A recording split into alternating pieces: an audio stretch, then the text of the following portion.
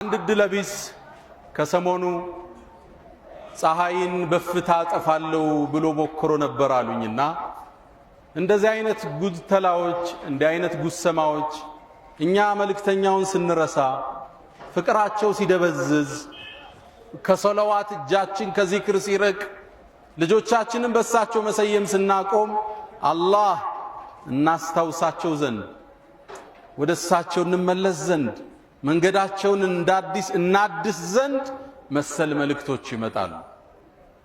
يقول ገጣሚ ምን ይላል? إذا أراد الله نشر فضيلة طويت أتاها لها لسان حسودي الله የተዘጋን የተረሳን ውብ ስብዕና መግለጽ ሲፈልግ የሐሲድ ምላስ ይልክበታል። ያ ሰው ስለሱ ያወራል፣ የሱ ስም ያጠፋል፣ የዛን ስብዕና የበለጠ ይገልጠዋል። ነቢዩና መሐመድ ሰለላሁ ዐለይሂ ወሰለም ለዓመታት ጥሪያቸውን ይዘው ከተነሱ በኋላ ስብዕናቸውን ለማደብዘዝ ዓመታት ተሞክሯል። ይዘውት የመጡትን ሃይማኖት እስልምናን ለመውጋት ረጅም ርቀት ተሄዷል። አሁን ግን እስልምና ቁጥሩ እየጨመረ የዓለምን የአንደኝነት ደረጃ ለማዝ እየተንደረደረ የሚገኝ ዓለም አቀፍ ዲን ነው። 2 ቢሊየን በላይ ተከታዮችን ይዟል።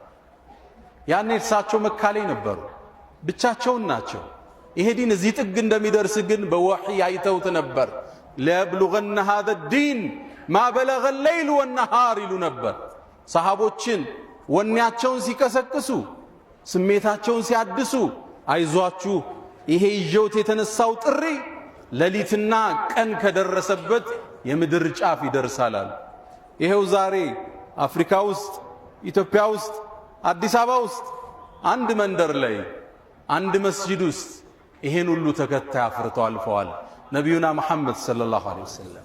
አላህ የተሟላ ስብዕና የሰጣቸው አይደለም ለፍጡራን ለእንስሳው ሁሉ አዛኝ የሆኑ ነቢይ ሰለላሁ ዐለይሂ ወሰለም የሳቸውን ነቢይነት አይደለም ሰው አይደለም መላኢካ እንስሳት ሁሉ የመሰከረላቸው።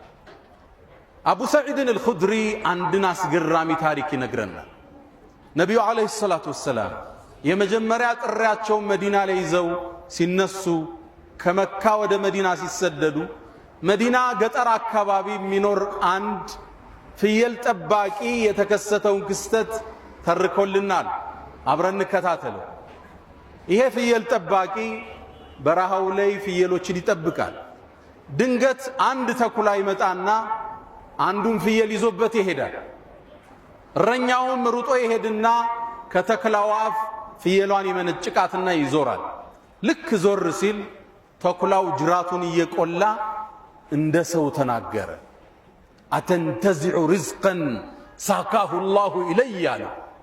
አላህ ወደ እኔ ያመጣውን ሲሳይ ካፌ ተመነጭቀዋለህ እንዲህ አለ። ገጠሬው ተገረመ፣ እረኛው ደነገጠ። እረኛው ምን አለ? እንዴት አንድ ተኩላ እንደ ሰው ልጅ ይናገራል ብሎ ደነገጠ። ከዛም ተኩላው ሌላ ቃል ደገመለት። ከዚህ የሚገርም ነገር ልንገርህ እንዲህ አለው። እረኛውም ጆሮውን ጣል አረገ። የትሪብ ውስጥ አለው መዲና ውስጥ አንድ ትልቅ ሰው አለ ሙሐመድ የሚባል ያለፈውን ታሪክ የሚመጣውን ይነግራችኋል አለው። ይሄ ገበሬን ታሪክ